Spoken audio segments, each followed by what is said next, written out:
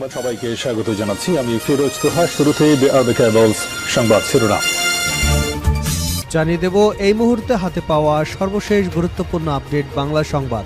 শুরুতেই থাকছে গর্তে ঢুকে তরুণীকে পুড়িয়ে হত্যা, যুবলীগ নেতার ছেলে গ্রেপ্তার। ব্রাহ্মণবাড়িয়ার আখাউড়ায় গর্তে ঢুকে এক তরুণীকে পুড়িয়ে হত্যা করা হয়েছে। এ ঘটনায় ঘটনাস্থলে উপস্থিত ফারহান রনি নামের এক যুবককে আটক করেছে পুলিশ। মঙ্গলবার সকাল 7টায় উপজেলার গাজীবাজার এলাকায় এ মর্মান্তিক ঘটনা ঘটে। আটক ফারহান রনি উপজেলার দক্ষিণ ইউনিয়ন যুবলীগের সাধারণ সম্পাদক শাহনেওয়াজ ভূঁইয়ার ছেলে। তিনি চিহ্নিত মাদক কারবারি বলে জানা গেছে। এবারে জানাবো প্রজ্ঞাপন প্রত্যাহার, অনির্দিষ্টকালের কর্মবিরতি ঘোষণা ইন্টার্ন চিকিৎসকদের। টানা 3 দিনের কর্মবিরতির পর ইন্টার্ন চিকিৎসকদের ভাতা বাড়ানো হয়েছে আবারও 5,000 টাকা। তবে সরকারের এমন সিদ্ধান্তকে ওয়াদার ভঙ্গ বলছেন ইন্টার্ন চিকিৎসকরা। তারা বলছেন, নবম গ্রেড সমপরিমাণ ভাতার ওয়াদা করে 30,000-এর প্রজ্ঞাপন আমরা প্রত্যাখ্যান করলাম।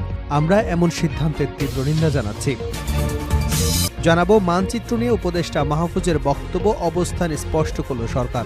বাংলাদেশের মানচিত্র নিয়ে সামাজিক যোগাযোগ মাধ্যম ফেসবুকে অন্তর্বর্তী সরকারের উপদেষ্টা মাহফুজ আলমের দেওয়া পোস্ট তার একান্ত ব্যক্তিগত মতামত। সেটি সরকারের মতামত নয় বলে জানিয়েছেন প্রধান উপদেষ্টার উপপ্রেস সচিব অপূর্ব জাহাঙ্গীর। এদিকে ডলার কেনা নিয়ে কেন্দ্রীয় ব্যাংকের কঠোর নির্দেশনা।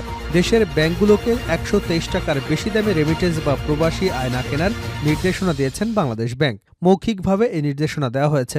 এর ফলে ডলারের দর আরও 3 টাকা বেড়ে গেছে, কারণ এতদিন ডলারের আনুষ্ঠানিক দর ছিল 120 টাকা।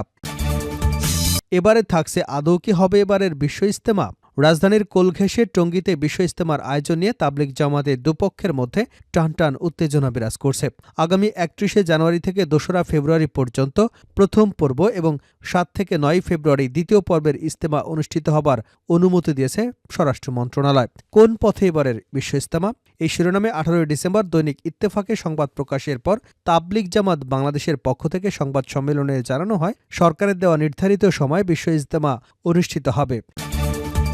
এবং সর্বশেষ জানাবো আন্তর্জাতিক সংবাদ। পারমাণবিক কর্মসূচি চলবে, যুক্তরাষ্ট্রকে শাহবাজের হুঙ্কার। পাকিস্তানের ক্ষেপণাস্ত্র কর্মসূচির উপর যুক্তরাষ্ট্রের আরোপিত নিষেধাজ্ঞার কোনো যৌক্তিক ভিত্তি নেই বলে মন্তব্য করেছেন দেশটির প্রধানমন্ত্রী শাহবাজ শরীফ। ক্ষেপণাস্ত্র কর্মসূচি নিয়ে কোনো আপোষ করা হবে না বলে সাফ জানিয়ে দিয়েছেন তিনি।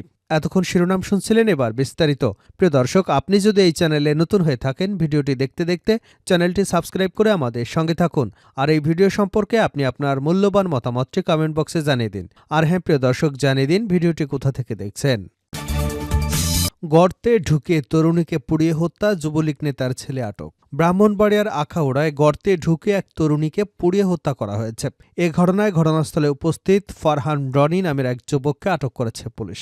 মঙ্গলবার সকাল 7টায় উপজেলার গাজীবাজার এলাকায় এ মর্মান্তিক ঘটনা ঘটে।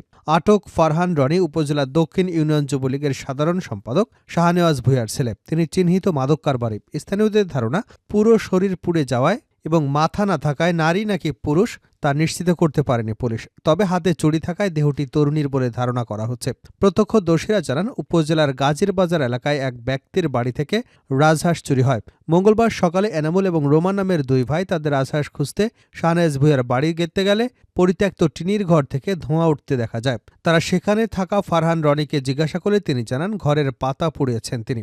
এ কথায় বিশ্বাস না হলে এনামুল, রোমান এবং তাদের চাচাতো ভাই উবায়দুল ঘরের ভিতরে যাবার চেষ্টা করলে ফারহান তাদের মারার হুমকি দেয়। এতে সন্দেহ হলে গ্রামের লোকজন নিয়ে ঘরে গেলে গর্তে পুড়তে থাকা লাশ দেখতে পায় সবাই। তখন পুলিশকে খবর দিলে তারা এসে মাটি খুঁড়ে লাশ বের করে। আখাউড়া থানার পরিদর্শক শাহিনুর ইসলাম কালবেলাকে বিষয়টি নিশ্চিত করে বলেন, একজনকে পুড়িয়ে হত্যা করা হয়েছে। তার দেহের বেশিরভাগ অংশ পুড়ে গেছে। তিনি পুরুষ না মহিলা তা বোঝা যাচ্ছে না। পরিচয় শনাক্তে সিআইডি এবং পিবিআইকে খবর দেওয়া হয়েছে। প্রজ্ঞাপন প্রত্যাখ্যান, অনির্দিষ্টকালের কর্মবিরতির ঘোষণা ইন্টার্ন চিকিৎসকদের। টানা 3 দিনের কর্মবিরতির পর ইন্টার্ন চিকিৎসকদের ভাতা বাড়ানো হয়েছে আবারও 5,000 টাকা। তবে সরকারের এমন সিদ্ধান্তকে ওয়াদার ভঙ্গ বলছেন ইন্টার্ন চিকিৎসকরা। তারা বলছেন, নবম গ্রেড সমপরিমাণ ভাতার ওয়াদা করে 30,000-এর প্রজ্ঞাপন আমরা প্রত্যাখ্যান করলাম। আমরা এমন সিদ্ধান্তের তীব্র নিন্দা জানাচ্ছি।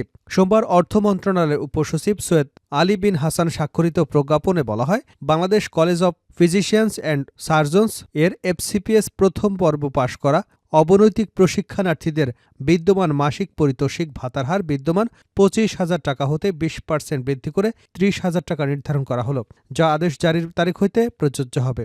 ডক্টরস মুভমেন্ট অব জাস্টিসের সভাপতি ডক্টর জাবির হোসেন কালের কণ্ঠকে বলেন, ভাতা বৃদ্ধির দাবিতে যতবার রাজপথে নেমেছি ততবার 5,000 টাকা করে বাড়ানো হয়েছে। এবারও তার ব্যতিক্রম হয়নি। মাসিক ভাতা 5,000 টাকা বাড়িয়ে 30,000 করা হয়েছে। এটা আমরা প্রত্যাখ্যান করেছি এবং প্রজ্ঞাপনে আগুনে পুড়িয়ে দিয়েছি।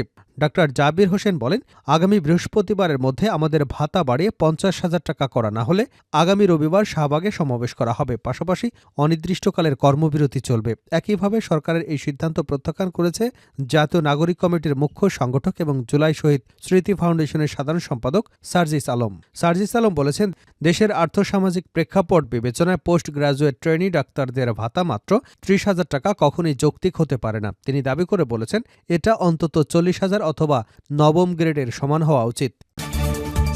মানচিত্র নিয়ে উপদেষ্টা মাহফুজের বক্তব্য, অবস্থান স্পষ্ট করল সরকার। বাংলাদেশের মানচিত্র নিয়ে সামাজিক যোগাযোগ মাধ্যম ফেসবুকে অন্তর্বর্তী সরকারের উপদেষ্টা মাহফুজের দেওয়া পোস্ট তার একান্ত ব্যক্তিগত মতামত। সেটি সরকারের মতামত নয় বলে জানিয়েছেন প্রধান উপদেষ্টার উপপ্রেস সচিব অপূর্ব জাহাঙ্গীর। মঙ্গলবার ঢাকায় ফরেন সার্ভিস একাডেমিতে আয়োজিত মিডিয়া ব্রিফিংয়ে অপূর্ব জাহাঙ্গীর বলেন, ফেসবুকে মাহফুজ আলমের দেওয়া পোস্ট তার ব্যক্তিগত মতামত, এটি সরকারের কোনো মতামত নয়। গত 16 ডিসেম্বর বিজয় দিবসের রাতে উপদেষ্টা মাহফুজ আলম বাংলাদেশের মানচিত্র নিয়ে ফেসবুকে একটি পোস্ট দেন। কয়েক ঘণ্টা পর পোস্টটি ডিলিট করা হয়। এ প্রসঙ্গ উল্লেখ করে অপূর্ব জাহাঙ্গীর বলেন, মাহফুজ আলম 16 ডিসেম্বর রাতে যে পোস্টটি করেছিলেন পরে তিনি সেটি ডিলিট করে দিয়েছেন। ডলার কেনা নিয়ে কেন্দ্রীয় ব্যাংকের কঠোর নির্দেশনা।